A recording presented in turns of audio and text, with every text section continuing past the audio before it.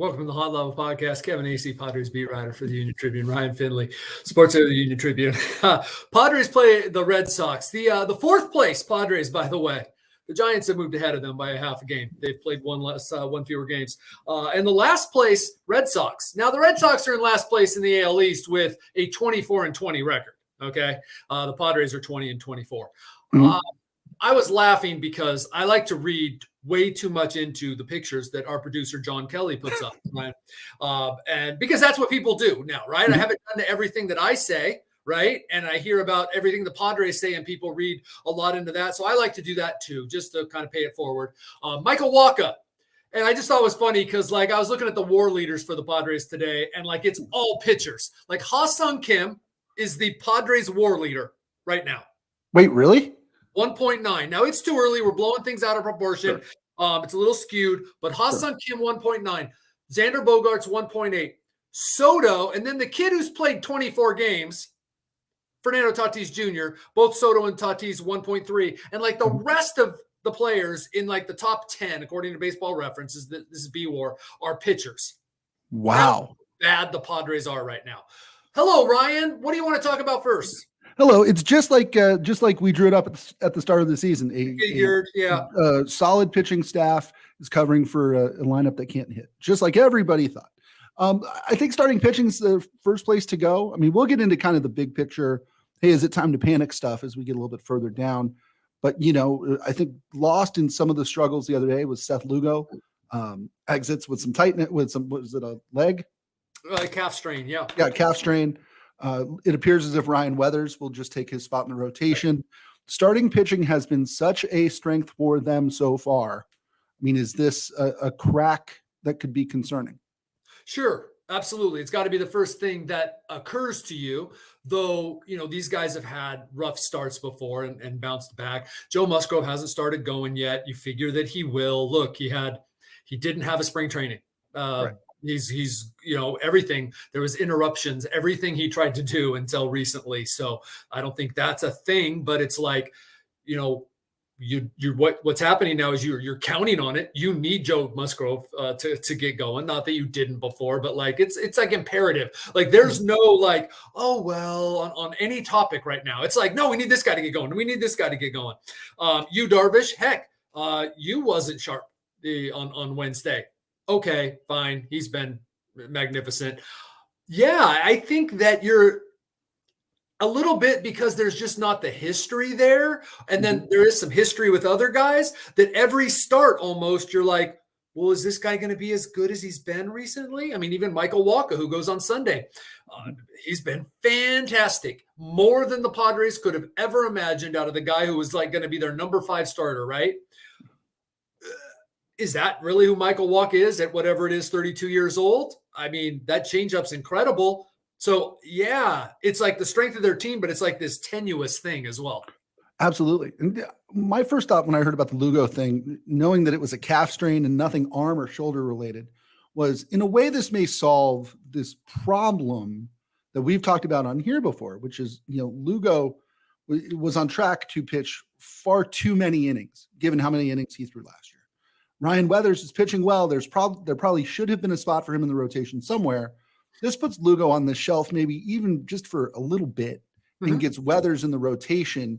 I know there's no such thing as a good injury, but from a timing standpoint, does this make some sense? Yeah, absolutely. It's really the only way to think about it. Look, the Padres are not approaching this, and I think all teams now to a certain extent. You're not approaching it there's this hard limit on how many innings a guy can throw. I mean, there is, but that's up here, really high. And then there's an area that you think he could get to, and you're basing it entirely on how he feels and how you are measuring him. And there are so many ways they can measure a guy now. And a lot of them, all of us can see on, StatCast and stuff, but there's other things, hooking him up to machines and sleeves that kind of lets you know how strong his arm is. And that's a way that, so I do think that it's possible that Seth Lugo blows away any previous expectations we had of a guy who threw 65 innings last year and has not thrown more than 80 since 2018. I think that's possible, but without a doubt, there was going to come a point that he had to be drawn back. And so as often happens, as we all fret and think about these things, as often happens, it took care of itself. Right.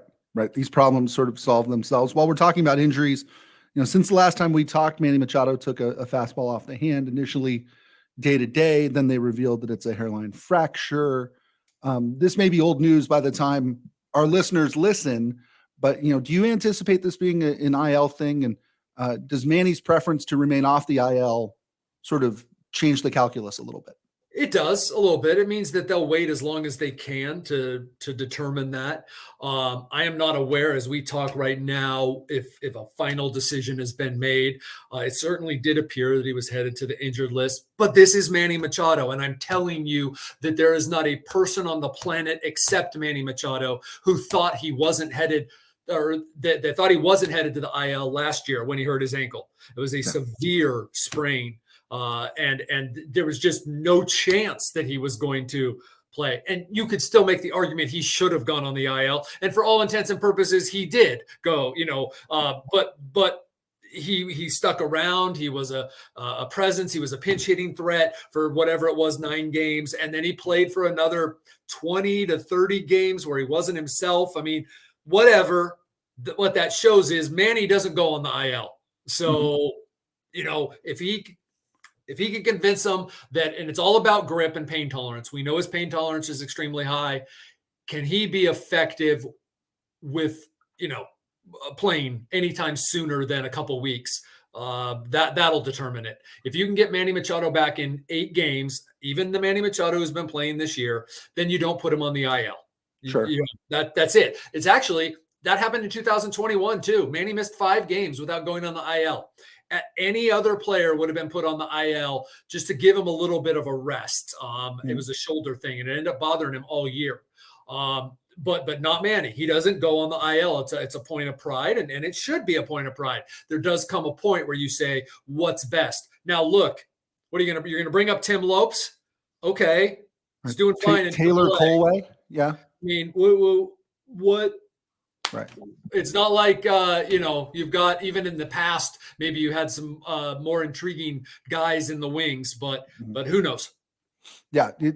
Kevin, it was his left hand. I'm trying to, okay. Cause I'm left-handed. I'm trying to mimic a right-handed swing. Is there a chance that he plays, but does not play the field? Or is this something that you can, it's about the bat. It's about the bat. More so than anything. Okay. Yep. So it's just, can he grip it without being in tremendous pain? Right. And be effective in any way. So he's not performing obviously this year. He is not alone. I mean, with the exception of Juan Soto, who's been hot lately, and Xander Bogaerts, who's reached base in 8 straight games, this lineup top to bottom has been brutal. And particularly the bottom third. I know that we talked last week about how, it doesn't really matter if the bottom third's hitting or not, if your top 4 are doing what they're supposed to do. I thought it was I thought they were pressing more Wednesday than maybe any Padre team I could remember ever. Well, I don't know how many of them had a reason to press, but I think you might be right. What is it? What is it? They talk about execution, preparation. Simplify that down a little bit. What do you think it is? Well, they have for a long time and been offering examples too. And I can see enough with my eyes also and talk to enough people that it's not about preparation.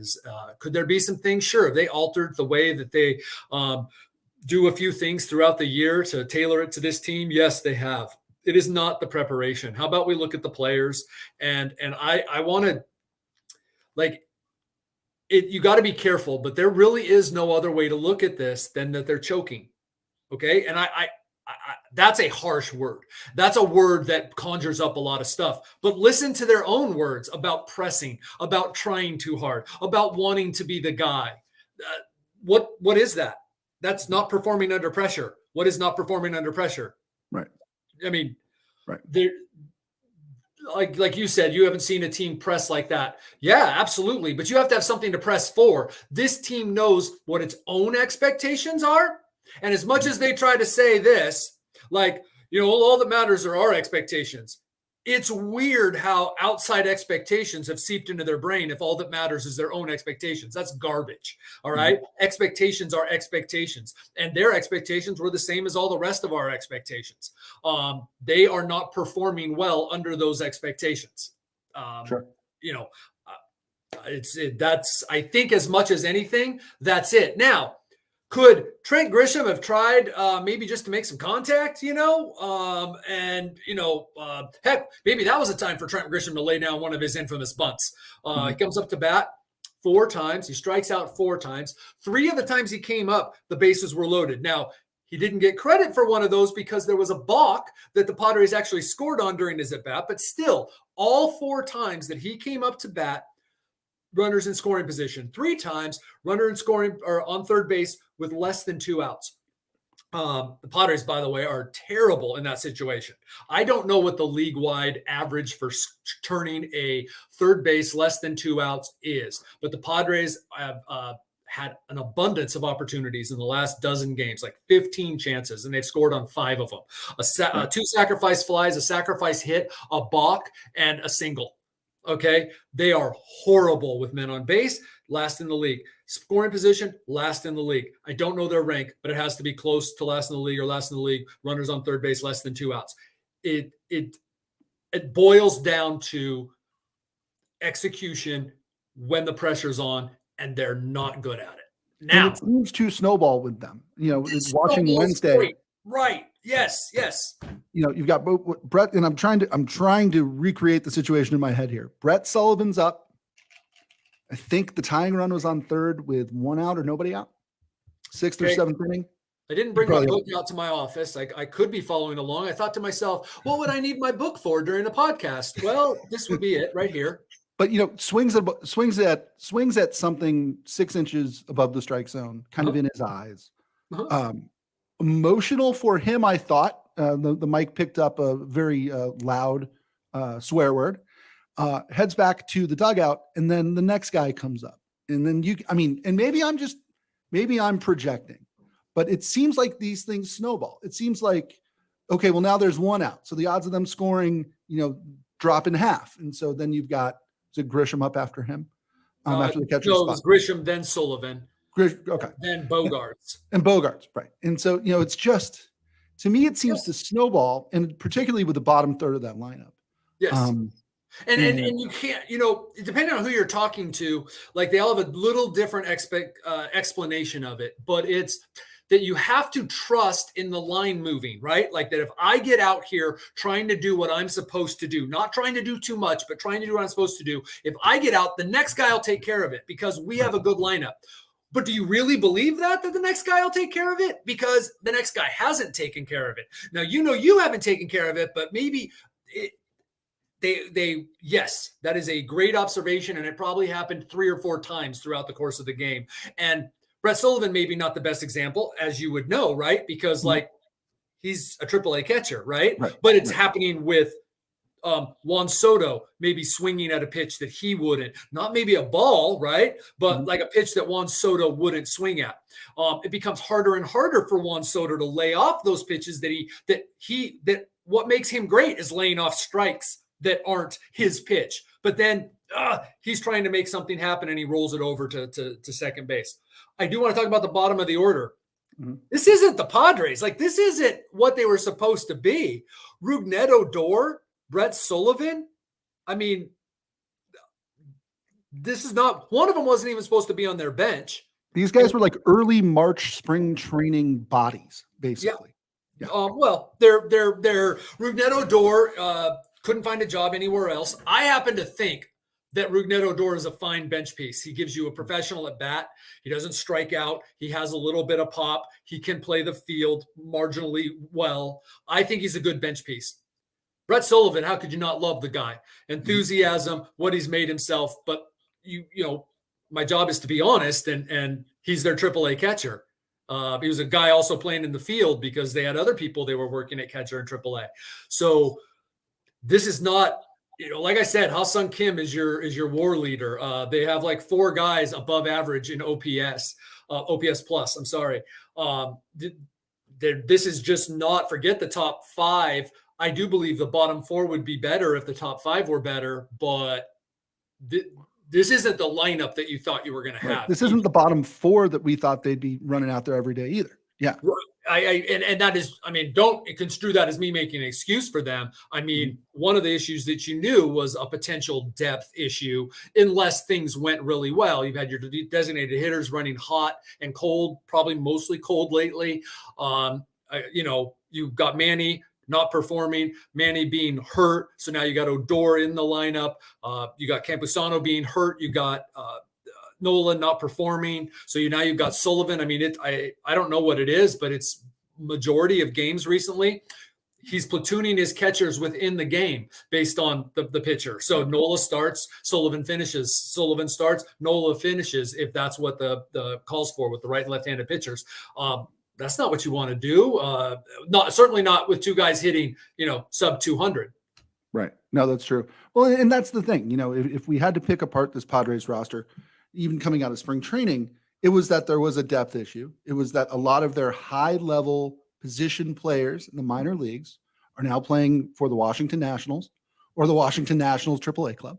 Or the Guardians or the Mariners. Yeah. Right. Exactly. Esteury Ruiz could probably use him right now. The Pirates, there's a lot. Yes. Right.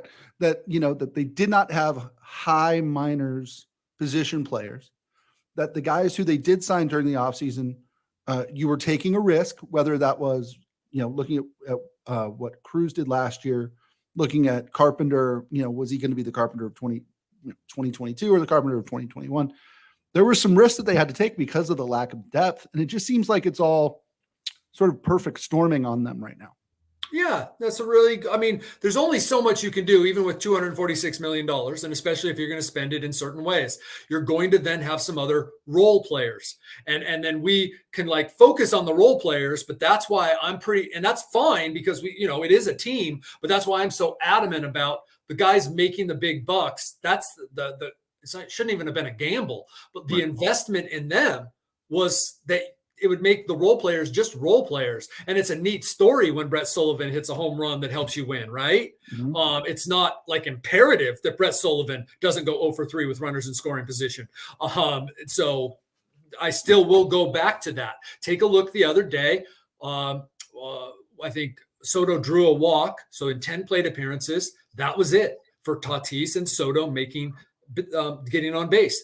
At least 0 for 2 runners in scoring position, Tatis, and he has been. I don't have the numbers in front of me, but lately it's running hot and cold, and especially with runners in scoring position, has not been coming through. That happens. The problem is it's happening for everyone at the same time. Maybe they're forgetting that too. It's okay that I'm not having a great stretch right now. Well, but it's not okay because no one else is having a good stretch either. So I feel like I have to have a good stretch. Let the season come to you. Look at what happened with the Cardinals. I don't know how good or bad the Cardinals are, but they clearly weren't as bad as worst record in the National League over the first month, right? Now they have the best record in the National League since a few days into May. Dodgers. Look at the Dodgers. Look at the Dodgers. The Dodgers started poorly. Mm-hmm. Yeah, it's Kevin, clearly they're aware of this. After Wednesday's game, there was a players-only meeting. You were left outside the clubhouse for what? How long did that go? 15, 20 minutes? Don't know exactly when it started. Meeting was probably about 15 minutes. We were out there for 10 minutes longer than usual. Okay. And that has not happened since I was back on the beat. Now, for the first few years of that, there was no reason for that to happen. Right. And then there was the pandemic. So there were meetings during the 2021 season, but we weren't allowed in the clubhouse. So don't know for sure, but that was a rarity right there. Mm-hmm. It was because they just lost 2 out of 3 to the Royals. As you pointed out, they felt the exact same way, that was as much as they had pressed all year. There was no possible way that they shouldn't have won 2 of 3. Really, as bad as the Royals are. Now, some Twins fans took offense to me writing that the Padres thought they were better than the Twins, and that was one of the reasons they were so upset when they left Minneapolis. Okay, well, that's fair because the Twins are in first place and, playing fairly well. The Royals are awful.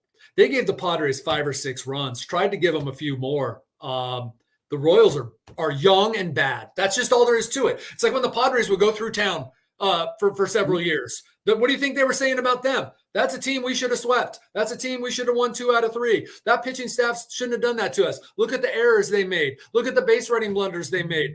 The Royals are terrible. There was absolutely no excuse. And I'd written it the day before. If they lose, it's a crisis. They obviously agreed. Right. It's crazy. Do you have Ring? Do you know who that is? I do know. Well, I don't know who that is, but there is somebody at my front door, which is they've now rung twice, which I can't They're imagine. persistent. Yeah. Persistent. Clearly they catch the podcast. They catch the podcast and they don't watch live. This right. person, whoever it is. Exactly. Hold on, Kevin. Yeah, no, it's all this all is good. This is the magic of live podcast here.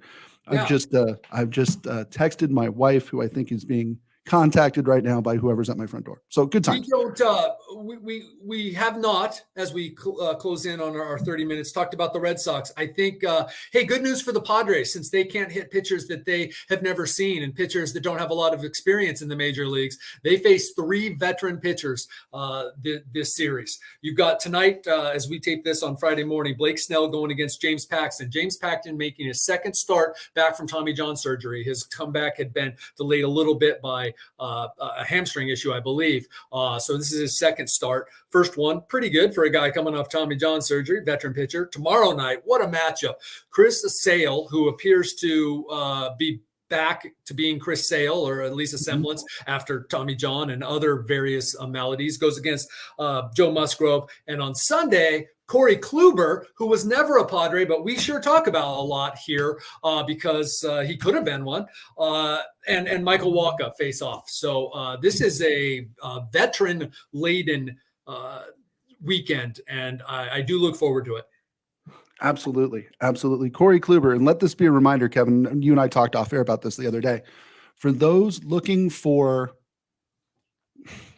instant gratification via a trade here, something like Corey Kluber is a ghost of Padre past staring you in the face. You know, when they traded Corey Kluber for Ryan Ludwig, it was with the idea that they weren't hitting and they need somebody, preferably from an organization that typically hits, to come in and help them. This is now 3 times. And they traded for Corey Kluber, and he's gone on to be one of baseball's best pitchers. So, Kevin, I think we should wrap it right here. If that works for you, we will talk again after this series and see what this means. You know, is it time to panic yet or not? I think we can put off the "is it time to panic yet" conversation for another 3 days. What do you think? Fair enough. Right. At least that long. Awesome. That'll do it for this episode of the Hot Lava Podcast. For Kevin Acee, I'm Ryan Finley. We'll see you next time.